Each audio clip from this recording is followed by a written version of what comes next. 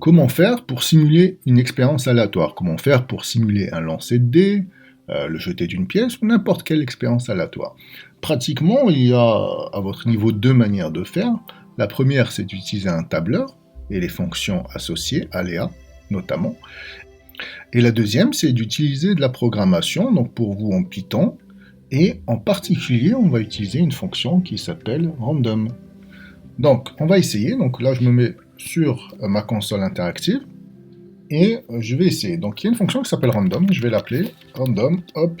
Et là, vous voyez, j'ai une erreur. Donc, ça marche pas. Pourquoi ça marche pas? Parce que c'est une fonction qui se trouve dans une librairie. Donc, la première chose à faire, c'est d'importer la librairie. Donc, je fais from random import étoile. Donc, on peut le faire de différentes manières. On peut le faire de cette manière-là. Voilà. Donc une fois que j'ai fait ça, j'ai importé ma librairie et donc toutes les fonctions qui sont dans cette librairie sont disponibles. Donc je vais essayer cette fois-ci, encore une fois, la fonction random. Voilà. Et vous voyez ce que ça me donne? Ça me donne un nombre, ici 0,7. Si je le relance une deuxième fois, ça va me donner un autre nombre. Et en fait, elle va me donner à chaque fois un nombre entre 0 et 1. Donc cette fonction, qu'est-ce qu'elle fait? Elle génère un nombre pseudo-aléatoire entre 0 et 1. Et donc, par exemple, si j'ai une probabilité de 0,5, et ben, une fois que j'ai généré ce nombre aléatoire, je vais me dire, si ce nombre il est plus petit que 0,5, c'est que je suis dans mon premier cas. Sinon, c'est que je ne suis pas dessus. Donc voilà un petit peu l'idée. Alors, il y a une autre fonction qui s'appelle randint, lorsque vous avez des entiers. Et bien, randint, qu'est-ce qu'elle me fait? Elle me génère un nombre aléatoire, mais cette fois-ci, il va être entier. Quelle valeur va-t-il prendre? Eh bien, les valeurs qu'on va lui donner en paramètres, par exemple de 1 à 6. Qu'est-ce que ça fait ça? Et bien là, ça va me générer un nombre entier aléatoire entre 1 et 6. Donc voilà les deux fonctions qu'on peut utiliser. Donc pratiquement, on va essayer de se faire un petit programme. Donc, première chose à faire dans le programme, c'est importer la librairie. Et ensuite, donc qu'est-ce qu'on peut faire? On peut simuler par exemple le lancer d'un dé. Allez. Donc un dé classique à 6 faces. Donc je vais prendre une variable, je vais mettre résultat égale à random. Random, donc je ne vais pas mettre random, je vais utiliser randint entre 1 et 6. Voilà. Donc une fois que j'ai fait ça, bon, je peux le printer tout simplement, juste pour voir que ça marche bien. Donc je vais exécuter mon petit programme. Toc. Et voilà, donc là ça m'a fait 3, si je le relance ça va me donner un autre nombre, etc. etc. Donc ça me permet d'avoir un nombre aléatoire entre 1 et 6. Et donc, qu'est-ce que je peux faire? Eh bien je peux faire par exemple, l'avantage justement de l'avoir mis dans un programme, c'est de pouvoir répéter cette expérience aléatoire. Donc par exemple, je peux le faire plusieurs fois. Donc au lieu de faire ça comme ça, je vais mettre une boucle for i in range, par exemple 100, et je vais faire ça. Donc qu'est-ce que je vais faire? Je vais simuler quoi? Eh bien 100 lancers de dés, et je vais imprimer le résultat. Vous voyez, là j'ai eu pas mal de résultats. Ok, c'est intéressant, mais je peux continuer. Qu'est-ce que je peux faire par exemple? Donc par exemple, si je veux compter le nombre de fois où j'ai 6, eh ben, je peux mettre une variable, nombre de 6 par exemple, hop, que j'initialise à 0. Et puis là, je vais me dire, si jamais j'ai 6, si jamais mon résultat c'est égal à 6, qu'est-ce que je fais? Je vais incrémenter ma variable. Qu'est-ce que ça veut dire? Ça veut dire que je vais lui rajouter 1, quoi. Donc nombre 6 égale, donc l'ancienne valeur, vous voyez, c'est une syntaxe un peu particulière, c'est pas comme en maths, donc on dit en fait, ce que je vais mettre dans nombre de 6, c'est ce qu'il y avait avant, plus 1. Ok, on peut mettre aussi un petit raccourci, on peut mettre comme ça. C'est-à-dire ce que j'avais dans nombre de 6, c'est ce qu'il y avait avant, plus égal à 1. Donc c'est pareil. Voilà. Et ici, je peux afficher le print résultat, puis à la fin, je peux faire un petit print avec... j'ai eu... Après, je mets mon nombre de 6. Mon nombre de 6. Et puis... 6. Hop. On essaye ça. Donc voilà, ici j'ai tiré 100 fois et j'ai eu 22 fois 6. Donc tout ce qu'on a fait là, c'était avec un dé ou un dé équilibré. Donc les trois issues, de 1 à 6, étaient équiprobables. Si on a un dé truqué, et par exemple on dit que la probabilité de 6, j'ai n'importe quoi, la probabilité de 6, au lieu d'être 1 sixième, le dé il est truqué, c'est 0,3.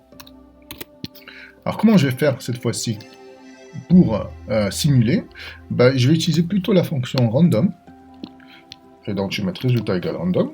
Hop, ça me génère un nombre aléatoire de 1 à 6. Et donc ce que je vais dire, c'est que si le résultat il est inférieur à 0,3,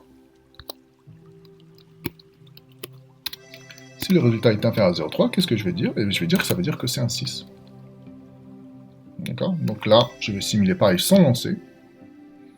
Et cette fois-ci, j'ai eu 35,6. Donc à chaque fois qu'on simule, on va avoir un nombre différent. Alors on peut essayer également d'observer la loi des grands nombres. C'est-à-dire que si je fais un nombre de lancers élevé,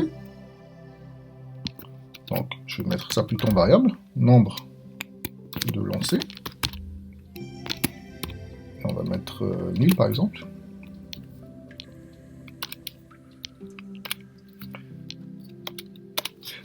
Donc je vais voir, et je dois calculer la fréquence, et je vais voir si ma fréquence va être égale à la probabilité. Donc la fréquence c'est quoi?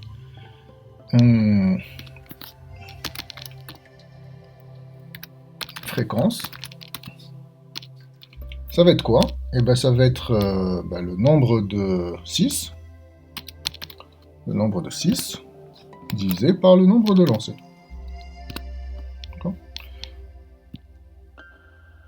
Donc là j'ai une fréquence de 0,307, donc assez proche de 0,3, 0,312, etc. Alors dans le cours on disait, dans la grande majorité des cas, vous vous rappelez, hein, l'écart il est inférieur à 1 sur racine de n. Donc on va essayer de faire ça, je mets mon nombre de lancers à 100, donc 1 racine de n ça va faire 10, et donc normalement, dans la grande majorité des cas, la fréquence que je devrais obtenir, elle devrait être quoi et quoi? Entre 0,3 moins 1 sur racine de n et 0,3 plus 1 sur racine de n. Donc on va essayer de tester ça. Donc on va rajouter quelques variables, donc nombre de lancers, on l'a déjà, on va rajouter le 1 sur racine de n, qui va être la précision. Donc la précision, elle est de 1 sur racine de n, donc c'est 1 sur... donc on peut mettre nombre de lancers. Hop. Donc c'est la racine du nombre de lancers. À partir de là, eh bien, il faut aussi que je compte le nombre de fréquences qui seront dans le bon intervalle. Donc je vais l'appeler fréquence OK. Bon, c'est un peu pourri, je l'initialise à 0. Et donc là, ce que je vais faire, une fois que j'ai le résultat, eh bien, si la fréquence... Donc la fréquence, c'est quoi? Je ne l'ai pas calculé, donc je peux la rajouter ici. Donc la fréquence observée, c'est quoi? C'est le nombre de 6 divisé par le nombre de lancers. J'avais calculé directement là-bas. Fréquence observée égale... Oui, il n'y a pas de... Donc, fréquence observée, c'est le nombre de 6. Décidément. Ok, donc ça c'est la fréquence observée. Donc là, je peux enlever ça. Ok. Donc, qu'est-ce que je dois faire maintenant? Je dois voir, est-ce que cette fréquence observée, est-ce qu'elle est inférieure à quoi? Donc, à ma probabilité, plus la précision. Donc, elle doit être, la fréquence observée doit être entre la probabilité, donc 0,6, je vais baisser un peu ça, hop. Donc elle doit être entre, 0,3 plus la précision et 0,3 moins la précision. Donc il y a deux conditions. Il faut que la fréquence observée soit inférieure à ça, et également qu'elle soit supérieure à quoi? À P6 moins précision.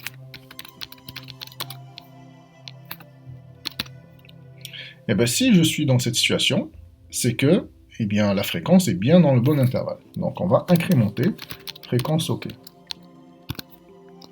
Fréquence OK égale à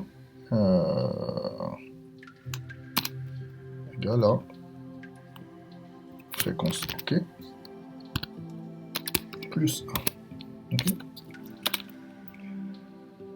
Alors, donc ça, c'est pour une série de, dans le cas, sans lancer. Le but, ça serait de le faire plusieurs fois. D'accord ? Donc, cette série de 100 lancers, cette simulation de 100 lancers, il faut que je la fasse plusieurs fois. Donc, comment je vais faire ? Ben, tout simplement, je vais le faire plusieurs fois, encore une fois. Donc, for i in range, nombre de simulations.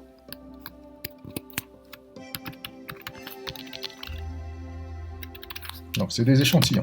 Le nombre d'échantillons.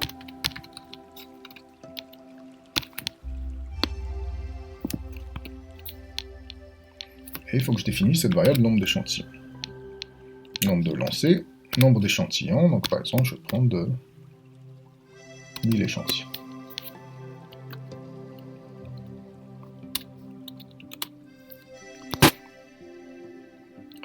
Donc, qu'est-ce que je suis en train de faire ? Je suis en train de faire 1000 lancers. Non, je suis en train de faire 1000 échantillons de 100 lancers. Pour chaque échantillon, je regarde si la fréquence est bien dans l'intervalle. Si elle est bien dans l'intervalle, eh bien, je l'incrémente. Et à la fin, donc tout ça, c'est dans ma boucle.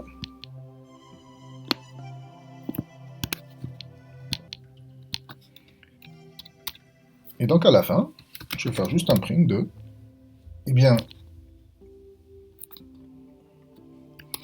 on va écrire un petit texte sur mes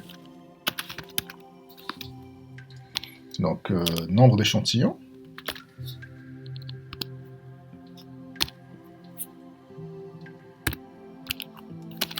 J'ai quel pourcentage je vais avoir. Donc sur mes nombres d'échantillons, j'ai eh bien quel pourcentage je vais avoir. Et le pourcentage, c'est le nombre de fréquences OK sur, sur le nombre d'échantillons. Je multiplie par 100 pour avoir un pourcentage. Alors on lance ça, qu'est-ce que ça donne?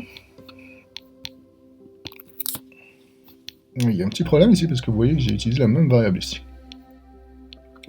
De toute façon je ne l'utilise pas, mais on va mettre deux variables différentes. Hop.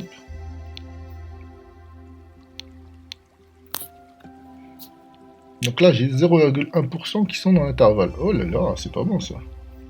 Ah oui, parce que je réinitialise pas le nombre de 6.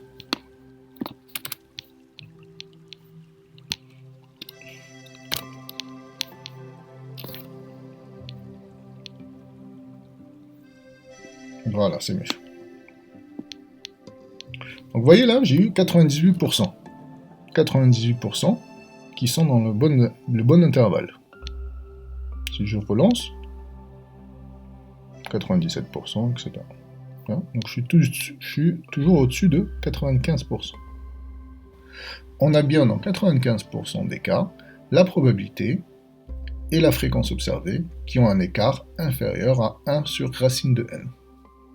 Et voilà pour la simulation d'expérience aléatoire sous Python. N'hésitez pas à me poser vos questions.